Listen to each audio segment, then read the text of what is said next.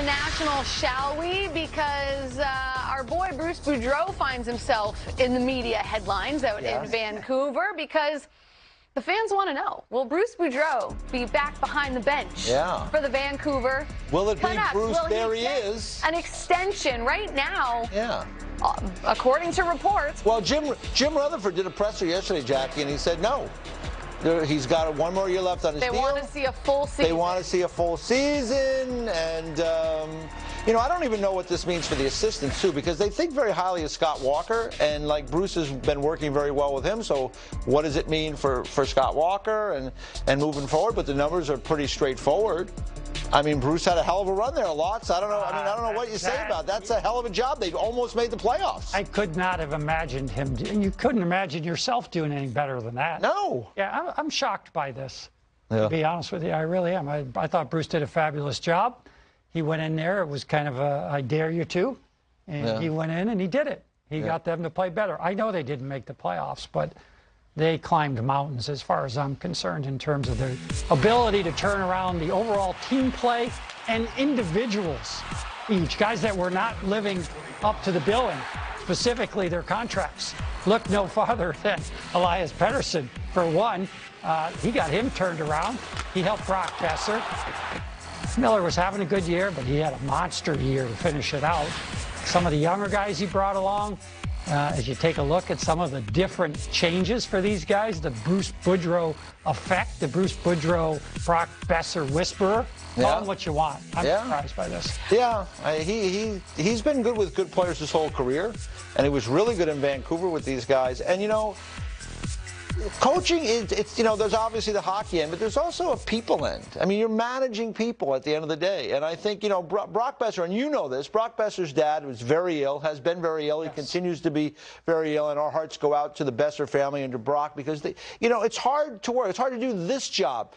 You know, Jackie, from your own experience, it's hard to do anything when you're dealing with, you know, issues like that within your family. And, you know, Brock was asked a question the other day about it. He talked about it, but then he had to get up and excuse himself. He was, you know, and so Bruce was working with Brock during the year. He was working with Pettersson, who had struggles at the start of the season and had an injury issue and trying to get through that. He was working with JT Miller and Quinn Hughes and these players, and they responded. The proof is in the pudding. So for me, we'll see how it plays out. Bruce has 599 career victories as a head coach, 22nd all-time. He's proven all, you know, he's done it just about all. I mean, he hasn't won that Stanley Cup yet, and I think that's why he still wants to be in the mix, because he loves to compete. Hopefully this gets straightened out down the road over the next little bit. But, you know, there are a lot of other openings out there. And, you know, Philly's looking for a coach. Bruce has a relationship with Chuck Fletcher from Minnesota. Some other teams might be looking that aren't already looking. If there's a tough outing in the first round for somebody, we've known that to happen as well. So Bruce will take his time and figure out what he wants to do, as will the Canucks, and they'll go from there. I'll say this, too. You know, we look at the record, right? Record speaks for itself. Numbers don't lie. So the record speaks for itself. The individual numbers that we looked at for players like Pettersson and Besser and JT Miller, those are what they are. But I also remember a team before Bruce Boudreau came in that felt sorry for themselves, that didn't seem at all confident in their ability to compete in the National Hockey League. And when Bruce Boudreau came in, I saw a completely different attitude. Not just a team that was having fun and playing well and gaining confidence with every win, but a team that also fought to the very end, and then once they were mathematically eliminated, continued to play their hearts out every single night. And I don't think that that is something that just falls out of the sky. That, to me, is about an atmosphere and a culture that was created by Bruce Boudreau and the rest of the staff in Vancouver, behind the bench and on the ice. And I just think that, you know, he deserves credit for that. And so if he's not going to get it elsewhere, he's going to get it on this show. That's right. Because, absolutely. And it has nothing to do with the fact that I worked with Bruce, and I think he's a great person. I think anybody that watched that entire season saw a tale of two very different teams, not just on the ice, but in their energy and the way they carried themselves as a unit as well. So that's what I'll say about Bruce Boudreau. I completely agree. There's no question about it. And that team, you know, on paper, they got some positives. Great goalie, really strong through the middle of their team, 3 really good centermen. But Quinn Hughes on defense, after that, It starts to fall off, and they're not a really deep team. And the last thing I'll leave you with, their last game, one of the last games down the stretch, and they were still alive, they played the Calgary Flames. Of the 12 forwards, 8 of them were making $850 or less, minimum type salaries. Wow. 8 of the 12, and you're going into Calgary and trying to win an important game. And they were competitive in that game to the end. So Bruce did a great job. You're right, Jackie, though. Intellectually, everybody says culture starts from the top down, ownership. No, it doesn't. I'm sorry, that's not correct. It's your coach that sets the culture. He's the one that spends the most time with the players. He's boots on the ground. It's not your GM, and then people say, well, then it falls quickly. No, it's your coach, and that's what you're talking about. And that's what they risk if they go another direction. Well, how do the players feel, right, is something that I'd be asking. Well, the players apparently are very much in Bruce's corner. I think the fans are as well. We saw the reaction, during the season, right? We saw the Bruce, there it is, kind of chant. Guy's a celebrity. Which is kind of funny. I'll tell you this, and the last thing I'll say about it is the Winnipeg Jets are looking for a coach. They need, if anybody needs a ray of sunshine and a change of a change of pace and a change of culture within that room, Winnipeg Jets should get on the phone and try to get in there because, I mean, how do you think the fans in Vancouver will feel if, like, oh, Bruce left, he's going to Winnipeg on a 3-year deal, and all of a sudden, now they're scrambling in Vancouver? That's not great because they have good players in Winnipeg, too, and Bruce could work some wonders there as well. All right, I guess time will tell. Time will tell. Time will tell. It always does. Bruce. Let's get to the Flames and the Stars. We mentioned the 1-0 victory for Calgary. They hold Dallas to just 16 shots. Daryl Sutter. I mean, that's Daryl Sutter hockey, is it not, EJ Raddick? Hey, he did a bench interview last night, Jackie. To the shock of many.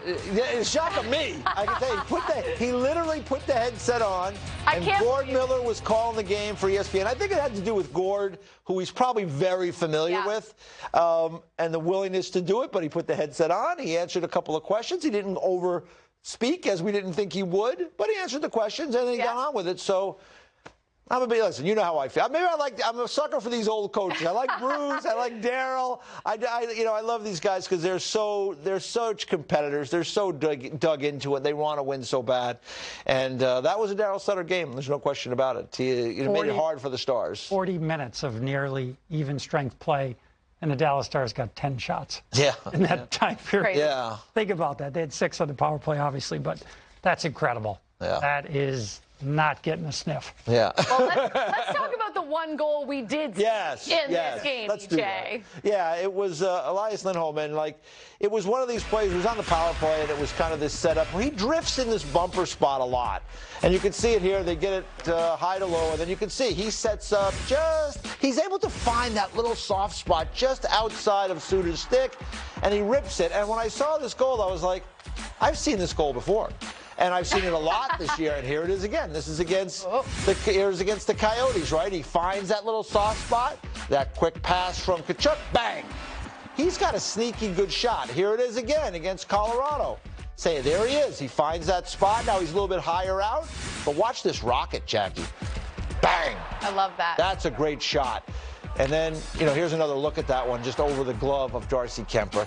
He can snipe it. And if you're the Dallas Stars and you're killing penalties, or even in the offensive zone, because it's not always on a power play, he finds that little spot. And that's why one of the many reasons why that line has been so good is that chemistry. He finds that soft spot, they hit him, and he finishes. 10 power play markers for Elias Lindholm this year. What'd you think of the rough stuff last night? I kind of like it. Who knew Bellemare was so tough? Well, can we talk about? Oh, here it is. Here's a look at it. Raffle, yeah. Well, I loved in the press conference afterwards. Daryl Sutter was asked about. I think it was about Tkachuk. Yeah, it was great. And he said, "Would you'd rather not see that?" And Daryl goes, "Oh, I love to see it. I love seeing that. This is the playoffs, Eric." Yeah. That's just the name of the reporter that asked the question. He said, "That's the playoffs. Well, like to see it." Klingberg and Anderson, Yeah, well, you know what? That was weird. Klingberg had some interesting things to say afterwards. He said, I looked at him. He looked at me like he wanted to go, and then I dropped my gloves. And then they ended up going. But he said, we don't think that, he goes, I'm not that tough a guy, but he goes, I certainly don't think that guy's that tough. And he goes, and we're going to go after him. Like, so, and it's one of those things. I mean, if you're playing the Calgary Flames, right, you want to get the puck in deep, you want to work their defensemen. Well, that's one guy that you want to try to work, just like all of them. So I thought that was kind of interesting. Yeah. I like that stuff when it's out of the heat of the battle, which it was last night. Yeah. And I love what Darryl said, too. The media in Calgary does not get Darryl. Or they do, and they just want No, they don't. They really think when they ask him these questions sometimes he's going to say something like, Darryl wants Matthew Tkachuk physically involved. And if he's in a fight, good. That means he's in the game. So I watch that too. Because I watch Darryl at every night press conference. Appointment viewing. That's right. My moments of zen at night. It's as good as the game sometimes. Yeah, it is. It is. Yeah. He was right on it again. All right. Well, if you're not that tough, remember, folks, just fight a countryman. That's right. A couple of Swedes there going at it. Found another Swede and dropped the gloves. This is hilarious to me that Darryl Sutter's post-game pressers are like EJ's lullaby. I love it. I love it. It doesn't put me to sleep, unfortunately, but they are good. I just want someone to ask him, do you know who Bill Belichick is? Yeah. Because those two guys have a similar flow in their press conferences. That's true. And it is a thing of beauty. It's so far out in left field that you don't know if they're joking or they're serious. Yeah. And I think that's your point with the media. Yeah.